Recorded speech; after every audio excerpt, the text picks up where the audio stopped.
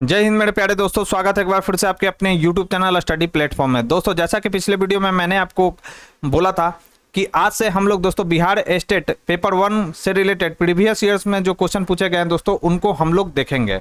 तो आज की इस वीडियो में हम लोग दोस्तों 9 सितंबर 2023 को जो पेपर हुआ है बिहार स्टेट का पेपर 1 का, उसके पेपर को हम लोग देखने वाले हैं। तो जिन लोगों ने अभी तक हमारे चैनल को सब्सक्राइब नहीं किया तो सब्सक्राइब कर ले, बेल आइकन को प्रेस कर ले ताकि नई वीडियो की नोटिफिकेशन आपको समय समय पर मिलती रहे। साथ ही साथ वीडियो पसंद आए दोस्तों तो प्लीज इस वीडियो को ज़्यादा से ज़्यादा लाइक करें और अपने दोस्तों के साथ इसे शेयर करना ना भूलें। मैंने बताया था दोस्तों कि यूथ कंपटीशन टाइम्स में 14 सेट है, जिसमें से 1 से 10 क्या है दोस्तों इसमें प्रैक्टिस सेट दिया गया और 4 जो इसमें सेट दिए गए हैं वो प्रीवियस ईयर्स के दिए गए हैं। तो आज हम लोग सेट नंबर प्रीवियस ईयर्स के सेट 1 को हम लोग डिस्कस करने वाले हैं, जो कि 9 सितंबर 2023 को पूछा गया। तो फर्स्ट क्वेश्चन है दोस्तों, और एक बात याद रखना है दोस्तों कि मैं इसका पूरा डिटेल नहीं बताऊंगा, केवल आंसर बताऊंगा। इसका डिटेल जो है दोस्तों पीडीएफ में आपको मैं दे दूंगा, आप वहां से जाकर इसको आसानी से देखकर अपनी तैयारी को बेहतर कर सकते हैं। मैं यहाँ पर केवल आंसर बता दूंगा, ठीक है, जो कि दिया भी गया है। फर्स्ट क्वेश्चन है कि उत्तक संवर्धन द्वारा जीवाणु और विषाणु से मुक्त पौधे को प्राप्त करने की उत्तम विधि है, तो यह विधि कौन सी है? तो याद रखना है माइक्रो प्रोपेगेशन। करेक्ट आंसर हो जाएगा सूक्ष्म प्रवर्धन। ये पूरा डिटेल दिया गया है दोस्तों, टेलीग्राम से आप हमारे जुड़ जाइए, वहां पर मैं पीडीएफ आपको प्रोवाइड करा दूंगा। नेक्स्ट है नाइट्रोजन, फास्फोरस, पोटासियम किस वर्ग से संबंध रखते हैं? तो ये जो है दोस्तों बृहद पोषक तत्व है, माइक्रो न्यूट्रिएंट्स है, याद रखना है। करेक्ट आंसर की बात करें तो करेक्ट आंसर हो जाएगा ऑप्शन ए। नेक्स्ट है कृमि खाद यानी वर्मी कंपोस्ट बनाने हेतु निम्न में से किस कृमि या कीड़े का उपयोग किया जाता है? याद रखना है केचुए का प्रयोग हम लोग वर्मी कंपोस्ट बनाने के लिए करते हैं। करेक्ट आंसर हो जाएगा ऑप्शन सी।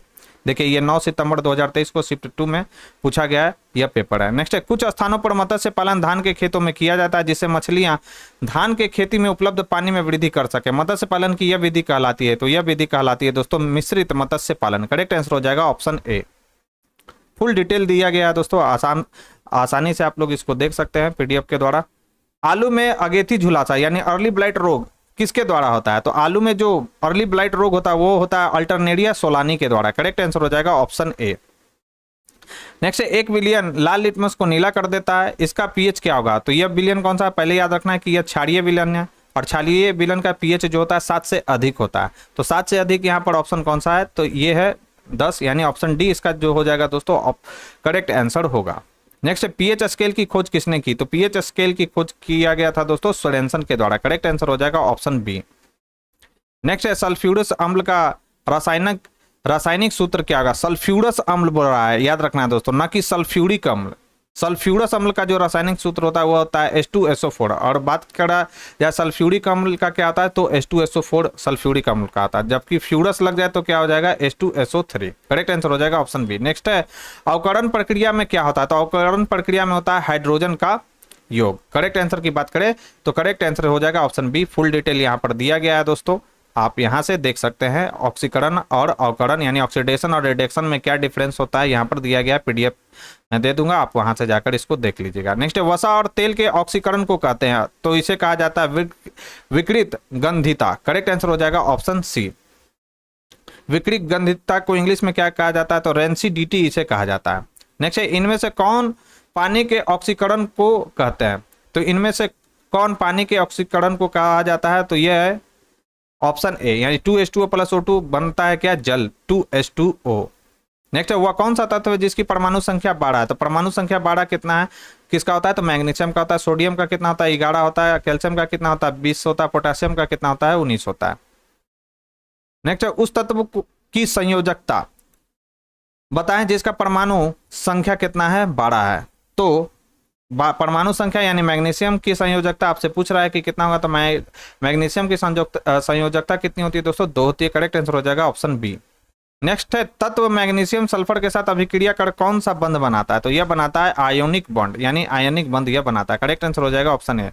नेक्स्ट है अगर X ऑक्सीजन से क्रिया करके X का ऑक्साइड बनाता है जो लाल लिटमस पत्र को नीला कर देता है, तो तत्व X क्या है? तो धातु के जो ऑक्साइड होते हैं दोस्तों वह कैसे होते हैं? क्षारीय होते हैं। और क्षारीय जो होता है दोस्तों वह क्या कर देता है? लाल लिटमस पत्र को क्या कर देता है? नीला कर देता है। करेक्ट आंसर की बात करें तो करेक्ट आंसर हो जाएगा ऑप्शन बी। नेक्स्ट इनमें से कौन अल्केन है?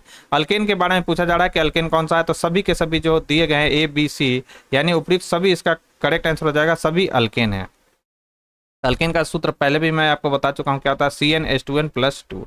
अल्कीन का क्या होता है CnH2n होता है, अल्काइन का क्या होता है CnH2n-2 होता है। तो ये सभी आपको ध्यान में रखना है। नेक्स्ट, निम्नलिखित में से किसे फल पकाने में प्रयोग किया जाता है? तो फल पकाने में किसका प्रयोग करते हैं हम लोग? तो C2H2 का प्रयोग करते हैं दोस्तों। करेक्ट आंसर की बात करें तो करेक्ट आंसर इसका हो जाएगा ऑप्शन बी। नेक्स्ट है, कार्बन का कौन सा गुण जिससे वह कार्बन की लंबी श्रृंखला बनाता है? तो यह है श्रृंखलन। करेक्ट आंसर हो जाएगा ऑप्शन बी। नेक्स्ट है, सहसंयोजी यौगिक साधारणतः क्या होते हैं? तो याद रखना है, पानी में अघुलनशील होते हैं सहसंयोजिक यौगिक, यानी कोवैलेंट बॉन्ड से ये जुड़े होते हैं, और कोवैलेंट जो बॉन्ड होता है वह पानी में क्या होता है दोस्तों? अघुलनशील होता है। नेक्स्ट है हमारा क्वेश्चन, खाली स्थान तापमान पर द्रव का वाष्पीकरण होता है। तो क्वथनांक के ऊपर तापमान पर द्रव का क्या हो जाता है दोस्तों? वाष्पीकरण होता है। नेक्स्ट क्वेश्चन है, द्रव की सतह पर वाष्पीकरण होता है क्योंकि सतह पर मौजूद कण क्या होते हैं? हवा के कणों के साथ अधिक बल से क्या होते हैं? खींचे जाते हैं। करेक्ट आंसर हो जाएगा ऑप्शन सी। नेक्स्ट, पदार्थ के कणों को बांध कर रखने वाला बल कौन सा है? तो यह है अंतर आणविक बल, जिसे हम लोग इंटरमोलिक्यूलर फोर्स के नाम से जानते हैं। करेक्ट आंसर हो जाएगा ऑप्शन बी। नेक्स्ट है, गैस के कण क्या होते हैं? तो एक दूसरे से दूर होते हैं गैस के कण। ठोस में बहुत ही नजदीक होते हैं, उससे कम थोड़ा नजदीक किसमें होता है? लिक्विड में। और सबसे ज्यादा दूरी किसमें होता है कणों के बीच? तो वो होता है गैसों में। नेक्स्ट, निम्नलिखित में से कौन द्रव नहीं है? द्रव आपसे पूछा जा रहा है, तो गर्मी का जो अनुभव है वह द्रव नहीं है। नेक्स्ट, उष्मीय ऊर्जा होती है। तो याद रखना, पिंड के द्वारा अवशोषित वाष्पीकरण की गुप्त ऊष्मा के बराबर उष्मीय ऊर्जा होती है।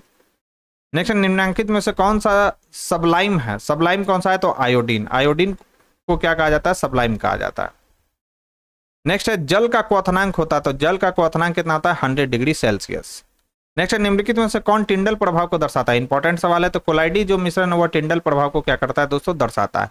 एवोगाड्रो नियतांक का मान क्या है? तो कई बार मैं आपको बता चुका हूं, इसका जो मान होता है 6.022 × 10 पे पावर 23 होता है एवोगाड्रो नियतांक। नेक्स्ट, निम्नलिखित में से कौन एकल परमाणविक है? तो एकल परमाणविक कौन है? तो हीलियम है, नियॉन है, आर्गन। ये सभी के सभी एकल परमाणविक है। करेक्ट आंसर हो जाएगा ऑप्शन डी।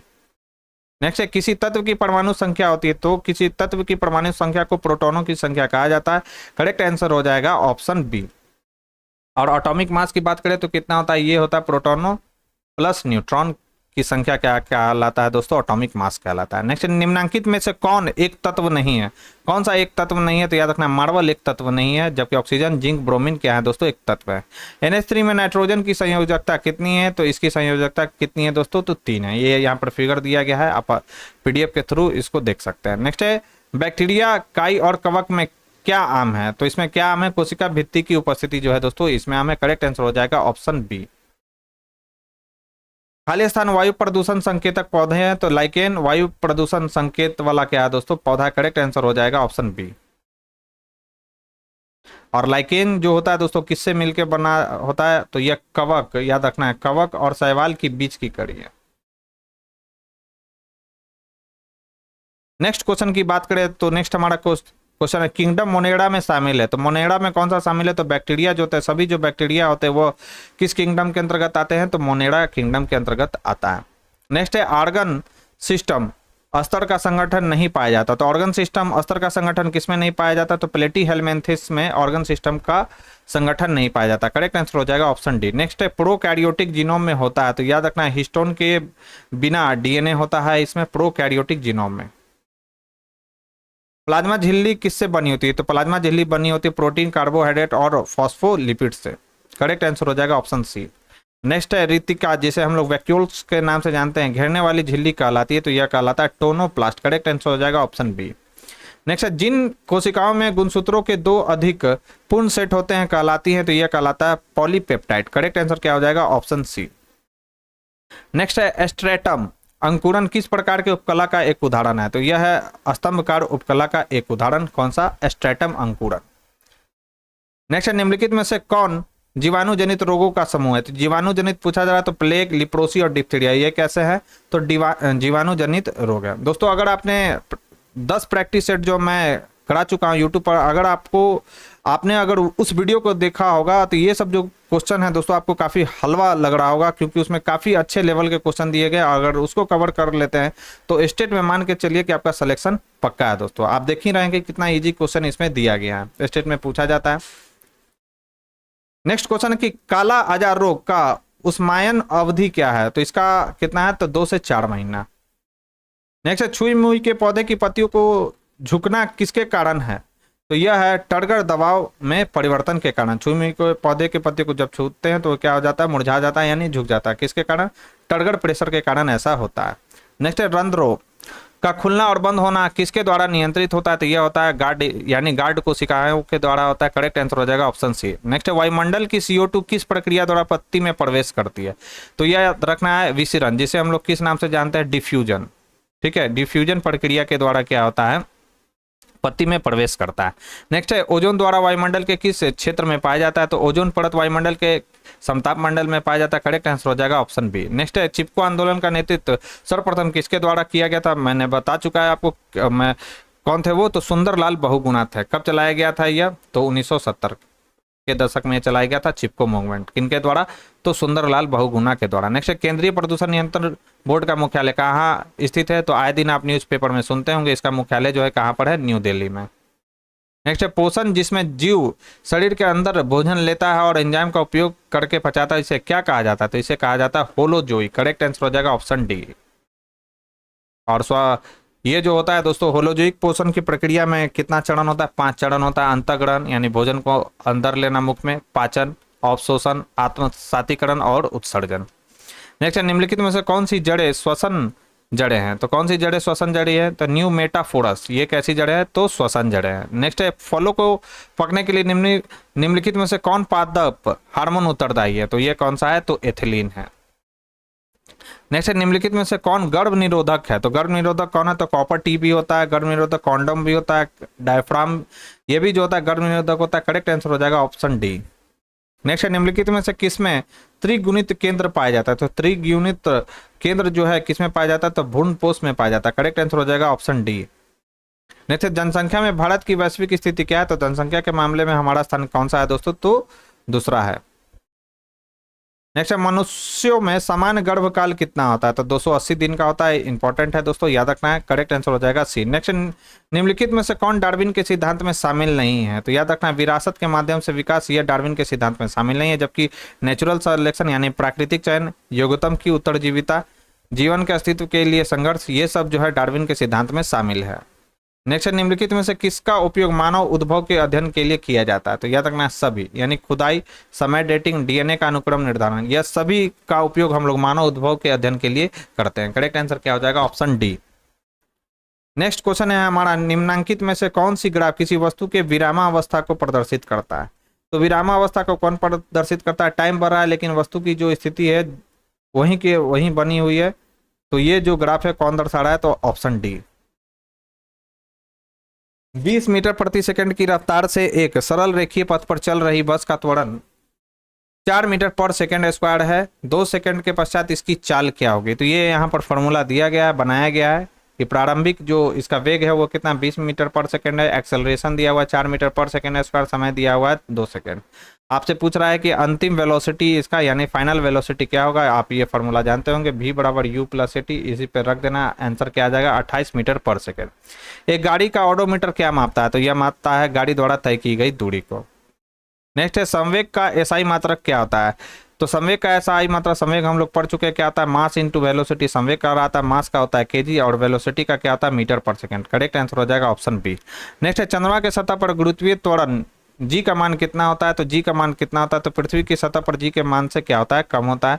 कितना होता है दोस्तों, तो G/6 होता है चंद्रमा पर। नेक्स्ट है कमानीदार तुला द्वारा हवा में किसी वस्तु का मापा जाता है, हवा में किसी वस्तु का मापा जाता है, क्या मापा जाता है, तो आभासी वजन मापा जाता है। करेक्ट आंसर हो जाएगा ऑप्शन बी। नेक्स्ट है किसी वस्तु का वजन 20 किलोग्राम है तो वह वजन बराबर होगा, तो यह वजन जो है दोस्तों 16.9 न्यूटन के बराबर होगा, याद रखना है। कैसे निकाला गया है, तो मास दिया हुआ है 20 और जी का मान कितना होता है 9.8, जब इसको मल्टीप्लाई करेंगे तो कितना आएगा 19.6 न्यूटन।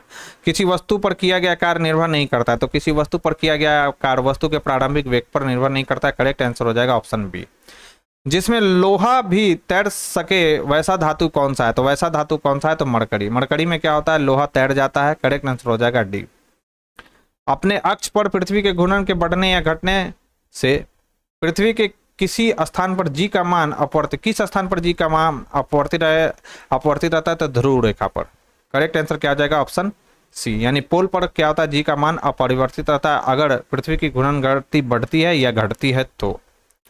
नेक्स्ट क्वेश्चन है हमारा कि चार द्रव ए बी सी डी का अपेक्षिक घनत्व यानी रिलेटिव डेंसिटी दिया हुआ है कितना? 1.26, 0.8 एंड कितना दिया हुआ? 13.5 है। एक वस्तु को इन सभी द्रव में बारी बारी से डुबाया जाता है, इनमें से किसी द्रव में उस वस्तु को ज्यादा से ज्यादा हिस्सा डूबा रहेगा। ये आपसे पूछ रहा है कि इनमें से किसी द्रव में उस वस्तु का ज्यादा से ज्यादा किस होना चाहिए, किस द्रव में उस वस्तु का ज्यादा से ज्यादा हिस्सा डूबा रहेगा? तो वह द्रव कौन सा है? वह द्रव है ऑप्शन ए का। नेक्स्ट है द्रव रखने वाले पात्र के तल पर उस द्रव द्वारा लगाए जाने वाला दाब क्या होता है? तो द्रव के घनत्व पर निर्भर करता है। बिल्कुल सही है। प्रत्येक दिशा में समान रहता है। यह भी सही है। पात्र के पृष्ठ क्षेत्रफल पर निर्भर नहीं करता। यह बिल्कुल सही है। करेक्ट आंसर हो जाएगा उपयुक्त सभी सत्य हैं। नेक्स्ट है 27 डिग्री सेल्सियस पर किसी गैस में ध्वनि का वेग 30 मीटर पर सेकंड है। 127 डिग्री पर उसी गैस में ध्वनि का वेग क्या होगा? ये आपसे कह रहा है। करेक्ट आंसर हो जाएगा 20√3 मीटर पर सेकंड। ये यहाँ पर फॉर्मूला दिया गया है दोस्तों, और यहीं से ये बना है। ये आपको याद रखना है फॉर्मूला, ठीक है, और यहाँ से आपको बना डालना है इसको। करेक्ट आंसर क्या आ जाएगा? 20√3 मीटर पर सेकेंड। नेक्स्ट है ध्वनि तरंगे सबसे तीव्र गति से गमन करते हैं तो किसमें? मैं कई बार बता चुका हूँ। सबसे ज्यादा गति किसमें होती है? ठोस में, उसके बाद लिक्विड में, और सबसे कम कितना किसमें होता है? तो गैस में। सोनार एक ऐसी युक्ति है जिसमें उपयोग किया जाता है, तो इसमें क्या उपयोग किया जाता है? तो पराध्वनिक तरंगों का उपयोग सोनार में उपयोग किया जाता है। और सोनार का फुल फॉर्म होता है साउंड नेविगेशन और रेंजिंग। कल के भी वीडियो में मैंने आपसे पूछा था सोनार का फुल फॉर्म क्या होता है, आप लोगों में से किसी ने उसका जवाब अभी तक नहीं दिया। नेक्स्ट, दक्षिण भारत के तटवर्ती क्षेत्र में जाड़े के दिनों में होने वाली वर्षा का मुख्य कारण क्या है? तो यह पश्चिमी विक्षोभ। करेक्ट आंसर हो जाएगा सी। नेक्स्ट, ज्वारीय ऊर्जा किस प्रकार का संसाधन है? तो नवीकरणीय संसाधन है ज्वारीय ऊर्जा। नेक्स्ट, निम्नलिखित में से मिट्टी के कटाव का प्रमुख कारण कौन सा है? तो जल। जल जो है मिट्टी के कटाव का प्रमुख कारण है। नेक्स्ट, निम्नलिखित में से कौन मृदा प्रदूषण का प्रमुख कारण है? तो याद रखना रासायनिक खादों का अधिक उपयोग यह मृदा प्रदूषण का कारण है। नेक्स्ट, पृथ्वी के वायुमंडल में ऑक्सीजन गैस की मात्रा कितनी है? सभी को मालूम होगा 21% ऑक्सीजन है और 78% क्या है दोस्तों? नाइट्रोजन है। यहाँ पर दिया गया है, ये चीज आपको याद कर लेना है, ठीक है। हालांकि पीडीएफ में दे दूंगा, आसानी से आप देख सकते हैं। नेक्स्ट, निम्नलिखित में से कौन सा मृदा अपरदन को रोकने के लिए सबसे कारगर उपाय है? तो याद रखना वन रोपण। वन रोपण जो है मृदा अपरदन को रोकने के लिए सबसे कारगर उपाय है। नेक्स्ट, चिपको आंदोलन का मुख्य उद्देश्य क्या था? तो याद रखना वृक्षों को बचाना। किसके नेतृत्व में चलाया गया था? 1970 के दशक में सुंदरलाल बहुगुणा के नेतृत्व में यह चलाया गया था। नेक्स्ट, मानस अभ्यारण्य भारत के किस राज्य में? सभी को मालूम होगा मानस अभ्यारण्य जो है भारत के असम राज्य में स्थित है। नेक्स्ट, कौन सा कोयला सबसे उत्तम प्रकार का कोयला होता है? तो एंथ्रासाइट जो कोयला होता है वो सबसे उत्तम प्रकार का कोयला होता है। नेक्स्ट क्वेश्चन की बात करें। नेक्स्ट क्वेश्चन है निम्नलिखित में से कौन सा जीवाश्म ऊर्जा? तो जीवाश्म ऊर्जा कौन सा है? तो कोयला। कोयला जो है जीवाश्म ऊर्जा है, याद रखेंगे। हीराकुंड जल विद्युत केंद्र भारत के किस राज्य में है? तो सभी को मालूम होगा हीराकुंड जो जल विद्युत केंद्र है वो भारत के उड़ीसा राज्य में स्थित है। नेक्स्ट, पेट्रोलियम किन चट्टानों में पाया जाता है? तो यह पाया जाता है परतदार, जिसे हम लोग अवसादी चट्टान के भी नाम से जानते हैं। सेडिमेंट्री रॉक्स जो होता है उसी में पेट्रोलियम पाया जाता है। करेक्ट आंसर हो जाएगा ऑप्शन बी। नेक्स्ट, विद्युत आवेश का एसआई मात्रक क्या होता है? तो कूलम जो होता है विद्युत आवेश का एसआई मात्रक होता है, ठीक है। करेक्ट आंसर क्या हो जाएगा? Option D. विद्युत धारा का क्या होता है? तो विद्युत धारा का ये होता है दोस्तों एम्पियर होता है। रजिस्टेंस का क्या होता है? तो ओम होता है। वोल्ट क्या होता है? तो विभवांतर का होता है। नेक्स्ट है प्रतिरोध का सूत्र क्या होता है? तो ओम्स लॉ आपने पढ़ा होगा, V = IR। आई अगर आर यहाँ से आप निकालेंगे तो क्या हो जाएगा? V/I। तो V/I क्या, I क्या कहलाता है? रेजिस्टेंस कहलाता है। नेक्स्ट है विभवांतर मापने वाले यंत्र को क्या कहा जाता है? वोल्ट मीटर कहा जाता है विभवांतर मापने वाले यंत्र को। एमीटर से हम लोग क्या मापते हैं? तो विद्युत परिपथ में धारा मापा जाता है। प्रवाहित होने वाली धारा का मापने के लिए हम एमीटर का प्रयोग कहते हैं, याद रखना है। और विद्युत परिपथ में धारा की उपस्थिति का पता लगाने के लिए हम लोग गैल्वेनोमीटर का भी उपयोग करते हैं। नेक्स्ट है विद्युत हीटर में तार की कुंडली किस तत्व की बनी होती है? तो नाइक्रोम की बनी होती है विद्युत हीटर में प्रयोग की गई तार की कुंडली। नेक्स्ट क्वेश्चन है विद्युत का अच्छा चालक कौन सा है? तो चांदी जो होता है विद्युत का अच्छा गुड कंडक्टर माना जाता है, चांदी को, सिल्वर को याद रखना है। नेक्स्ट है 3 ओम और 6 ओम के प्रतिरोध को समानांतर करने पर समतुल्य प्रतिरोध क्या होगा? तो आपने पढ़ा होगा 1/R इक्वल टू क्या होता है 1/R1 प्लस 1/R2। ठीक है, ये हो जाएगा 1/3 प्लस 1/6। 3 और 6 का एलसीएम कितना होता है? 6 होता है, सभी को मालूम होगा। और ये कितना हो जाएगा 3 + 1, ये हो जाएगा कितना दोस्तों 3/6, दैट मीन्स 1/2। पलटेंगे इसको तो कितना आ जाएगा R इक्वल टू 2 ओम। तो इसका करेक्ट आंसर कितना आ जाएगा 2 ओम। नेक्स्ट जो हमारा क्वेश्चन है दोस्तों वो है विद्युत परिपथ में प्रवाहित धारा का मान मापने में प्रयुक्त यंत्र कौन सा है? तो यह कौन सा है? तो एमीटर है। नेक्स्ट है टंगस्टन कितने डिग्री ताप पर पिघलता है? तो यह जो है 3422 डिग्री सेल्सियस पर टंगस्टन जो धातु है दोस्तों वह पिघल जाता है। करेक्ट आंसर हो जाएगा ऑप्शन ए। और इसका परमाणु क्रमांक भी याद रखना है, एटॉमिक नंबर कितना होता है 74। नेक्स्ट है भारत में प्रत्यावर्ती धारा यानी एसी की आवृत्ति कितनी है? हम लोग पहले भी डिस्कस कर चुके हैं, कितना है 50 हर्ट्ज है, याद रखेंगे। नेक्स्ट निम्न में से किस माध्यम में प्रकाश की चाल अधिकतम होती है? तो प्रकाश की चाल अधिकतम किस में होगा? तो यह होगा हवा में। कितना हो जाएगा 3 लाख किलोमीटर पर सेकेंड। नेक्स्ट है दाढ़ी बनाने में किस प्रकार के दर्पण का उपयोग करते हैं? अवतल दर्पण का उपयोग हम लोग दाढ़ी बढ़ाने में करते हैं, उत्तल दर्पण का उपयोग हम लोग साइड मिरर के रूप में करते हैं। नेक्स्ट है दूरदृष्टि दोष वाले आंखें साफ साफ देख सकती है, तो जो दूर की वस्तुओं को तो साफ साफ यह देख सकती है, लेकिन निकट की वस्तुओं को यह साफ साफ नहीं देख सकती है। और दूरदृष्टि वाले रोगी को हम लोग कौन सा लेंस लगाते हैं? तो यह लगाते हैं उत्तल लेंस। ठीक है, और निकट दृष्टि दोष वाले को कौन सा हम लोग लगाते हैं? तो यह लगाते हैं अवतल लेंस का चश्मा इसे दिया जाता है, याद रखेंगे। नेक्स्ट नेत्र में प्रवेश करने वाली प्रकाश किरणों का अधिकांश अपवर्तन कहाँ होता है? तो यह होता है अभिनेत्र लेंस पर। करेक्ट आंसर हो जाएगा ऑप्शन बी। और आज के डिस्कशन का हमारा लास्ट सवाल है स्नेल के नियम का गणितीय रूप कौन सा है? तो यह है mu equal to sin I बट्टा sin I, ये कहलाता है स्नेल का नियम। तो करेक्ट आंसर क्या हो जाएगा ऑप्शन ए। तो दोस्तों ये थी हमारी आज के डिस्कशन। यह डिस्कशन आपको कैसा लगा मुझे कमेंट बॉक्स में लिखकर जरूर बताएं दोस्तों। साथ ही साथ वीडियो पसंद आई हो दोस्तों तो प्लीज़ इस वीडियो को ज़्यादा से ज़्यादा लाइक करें और अपने दोस्तों के साथ इसे शेयर करना ना भूलें।